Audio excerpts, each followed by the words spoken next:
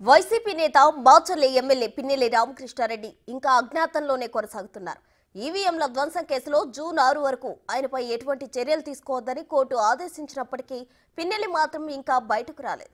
Narasaraopet parliament కేంద్రంగానే ఉండాలని court ఆదేశాలు ఉన్నాయి. తాడిపత్రి గొడవల తర్వాత అజ్ఞాతంలోకి వెళ్లిపోయిన ఎమ్మెల్యే పెద్దారెడ్డి తిరిగి అనంతపురానికి చేరుకున్నారు. కానీ పిన్నెల్లి మాత్రం ఇంకా ఎక్కడ ఉన్నారో తెలియడం లేదు.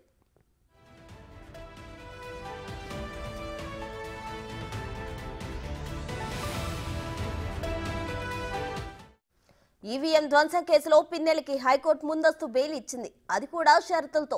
ఈ క్రమంలో ఆయన అరాచకాలు ఒక్కొక్కటి బయటకు వస్తున్నాయి. తాజాగా పిన్నెల్లిపై రెంటచింతల పోలీస్ స్టేషన్లో హత్యాయత్నం కేసు నమోదైంది. ముందే విషయం తెలుసుకున్న పిన్నెల్లి అజ్ఞాతంలోనే ఉండిపోయారా అనే అనుమానాలు కలుగుతున్నాయి. ఓవైపు తాను పారిపోలేదంటూ ప్రగల్భాలు పలికిన పిన్నెల్లి ప్రస్తుతం ఎక్కడ దాక్కున్నారనేది రాష్ట్ర వ్యాప్తంగా చర్చనీయాంశమవుతుంది. కేసు నమోదైనా కూడా పోలీసులు ఆయన్ను అరెస్ట్ చేయకపోవడంపై పలు అనుమానాలు వ్యక్తం చేస్తున్నారు టీడీపీ నేతలు. ఈవీఎం ధ్వంసం కేసులో వీడియో బయటకు వచ్చిన తర్వాతే హడావుడి చేశారు తప్ప అంతకు ముందు వరకు పిన్నెల్లిని పోలీసులు ఎందుకు అరెస్ట్ చేయలేదని ప్రశ్నిస్తున్నారు.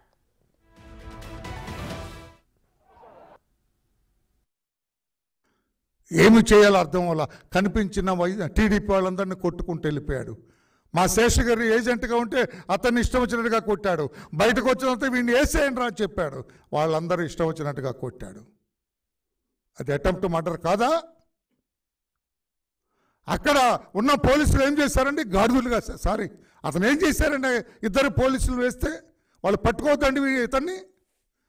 పట్టుకొని బంధించి పెడరెక్కలు విరిచికట్టి తాడుతో కట్టి, లేకుంటే హ్యాండ్ కప్ ఉంటే హ్యాండ్ కప్ వేసి అతను పోలీస్ స్టేషన్కి తీసుకెళ్ళొద్దండి. దగ్గరుండి కారు ఎక్కించి పంపిస్తారా? అది మీ పోలీసులు. మొత్తంగా పిన్నెల్లి రామకృష్ణారెడ్డి అరెస్ట్ కాకుండా ముందస్తు బెయిల్ తెచ్చుకున్నారని సంబరపడే పరిస్థితి లేకుండా పోయింది. కౌంటింగ్ రోజు పిన్నెల్లి భవిష్యత్ తేలిపోతుంది. వైసీపీ మళ్లీ అధికారంలోకి వస్తే ఆయనపై పెట్టిన కేసులన్నీ తేలిపోయే అవకాశం లేకపోలేదు. కానీ వైసీపీ ఓడిపోతే మాత్రం ఏ క్షణమైనా పిన్నెల్లిని అరెస్ట్ చేసే అవకాశాలు లేకపోలేదు. ఎందుకంటే పిన్నెల్లిపై 2 హత్యాయత్న కేసులు నమోదయ్యాయి. అందులో ఒకటి సీఐపై, మరొకటి టీడీపీ ఏజెంట్పై దాడుల కేసుల్లో. అయితే పిన్నెల్లి ఇప్పుడు ఎక్కడున్నారో మాత్రం క్లారిటీ రావడం లేదు. హత్యాయత్న కేసుల్లో అరెస్ట్ చేస్తారన్న భయంతో ఇంకా అజ్ఞాతంలో ఉన్నట్లుగా తెలుస్తుంది.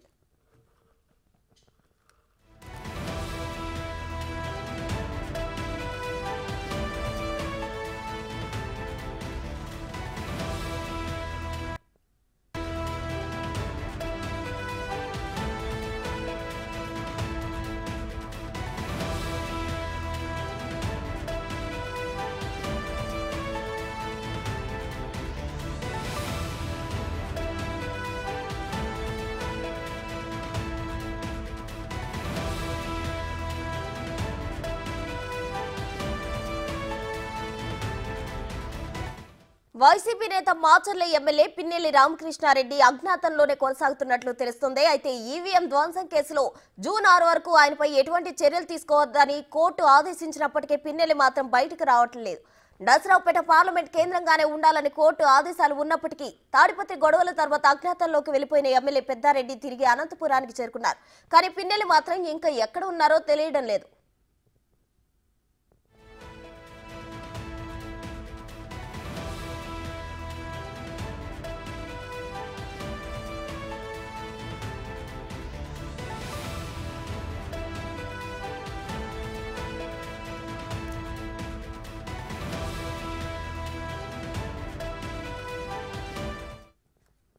ఇక ఇదే అంశానికి సంబంధించి మరింత సమాచారం మా ప్రతినిధి సాయి శంకర్ లైవ్ లో అందించడానికి సిద్ధంగా ఉన్నారు. సాయి శంకర్, చెప్పండి. అయితే ఈవీఎం ధ్వంసం కేసులో పిన్నెల్లి హైకోర్టు ముందస్తు బెయిల్ ఇచ్చినప్పటికీ ఆయన ఎందుకు ఇంకా అజ్ఞాతంలో ఉన్నారు? ఒకవేళ రిజల్ట్ టైంకి ఆయన ఏమైనా బయటకు వచ్చే ఛాన్స్ ఉందంటారా? ప్రధానంగా పిన్నెల్లి రామకృష్ణారెడ్డికి సంబంధించి ఈవీఎం ధ్వంసం కేసుకు సంబంధించినటువంటి అంశాల్లో మొదటగా ఆయన అజ్ఞాతంలోకి వెళ్ళటం జరిగింది. అయితే ఆ నేపథ్యంలో హైకోర్టును అప్రోచ్ అయ్యారు. హైకోర్టు కూడా ముందస్తు బెయిల్ ఇవ్వడం జరిగింది. జూన్ 6 వరకు కూడా రామకృష్ణారెడ్డిని ఈ కేసుకు సంబంధించినటువంటి అంశాల్లో అదుపులో తీసుకోవద్దు, ఈ కేసుకు సంబంధించి పరిణామాలు కూడా ముందుకు వెళ్ళొద్దు అనే విధంగా కూడా క్లియర్గా ఆదేశాలు జారీ చేసినప్పటికీ కూడా ఇప్పటి వరకు అయితే పిన్నెల్లి రామకృష్ణారెడ్డి ఎక్కడ ఉన్నారనే దానిపైన స్పష్టత లేదనే విధంగా చెప్పుకోవచ్చు.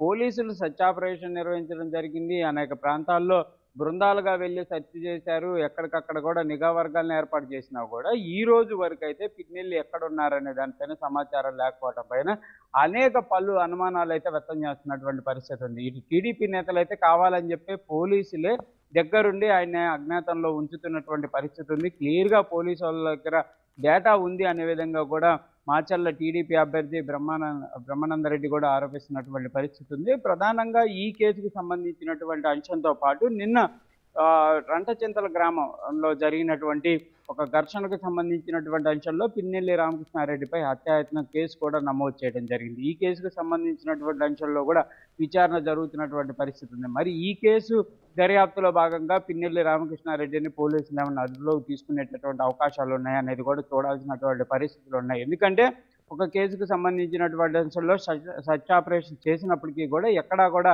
రామకృష్ణారెడ్డిని గుర్తించినటువంటి పరిస్థితి లేదు. మరి ప్రస్తుతం హత్యాయత్నం కేసుకు సంబంధించినటువంటి అంశంలో ఏమన్నా పిన్నెల్లి రామకృష్ణారెడ్డిని గుర్తించేటటువంటి అవకాశాలు ఉన్నాయనే దానిపైన కూడా దృష్టి పెడుతున్నారు.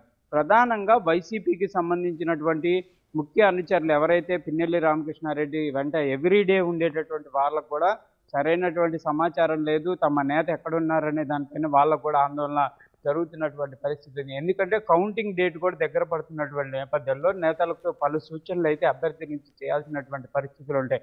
మరి పార్టీకి సంబంధించినటువంటి అంశంలో ఇప్పటి వరకు మాచర్ల నియోజకవర్గాన్ని ఎవరు కూడా లీడ్ తీసుకున్నటువంటి పరిస్థితి కూడా లేనటువంటి నేపథ్యంలో మరి ఆర్కే కనుక రాకపోతే వాళ్ళ పరిస్థితి, ఏజెంట్ల పరిస్థితి ఏంటి, నేతల పరిస్థితి ఏంటి అనే విధంగా కూడా ఒక ప్రశ్న అయితే ఉత్పన్నమవుతున్నటువంటి పరిస్థితులు కనిపిస్తున్నాయి. ప్రస్తుతం మరి కౌంటింగ్ డేట్ కూడా దగ్గర పడుతున్నటువంటి నేపథ్యంలో కౌంటింగ్ పూర్తయ్యే వరకు పిన్నెల్లి రామకృష్ణారెడ్డి అజ్ఞాతంలోనే ఉండేటటువంటి అవకాశాలు ఉన్నాయనే దానిపైన కూడా కొంత చర్చ నడుస్తున్నటువంటి పరిస్థితి ఉంది. ప్రధానంగా ఒకవేళ గెలిచిన తర్వాతే ఆయన వెలుగులోకి వచ్చే అవకాశాలు ఉన్నాయి.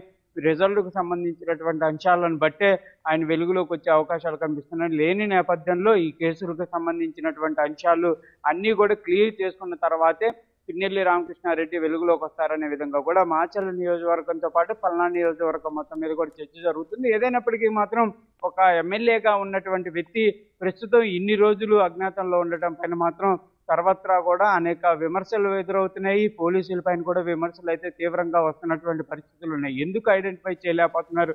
అండర్ వరల్డ్లో ఉన్నటువంటి అనేక మంది నేరస్తులనే పట్టుకుంటుంటే ఒక ఎమ్మెల్యే ప్రజాప్రతినిధిగా ఉన్నటువంటి నేత ఆయనకు సంబంధించినటువంటి ఇన్ఫర్మేషన్ ఎందుకు పోలీసులు గంభీరంగా ఉంచుతున్నటువంటి పరిస్థితి ఉందనే దానికి సంబంధించి కూడా ప్రతిపక్షాలు అయితే పెద్ద ఎత్తున కూడా విమర్శలు అయితే చేస్తున్నటువంటి పరిస్థితి ఉంది.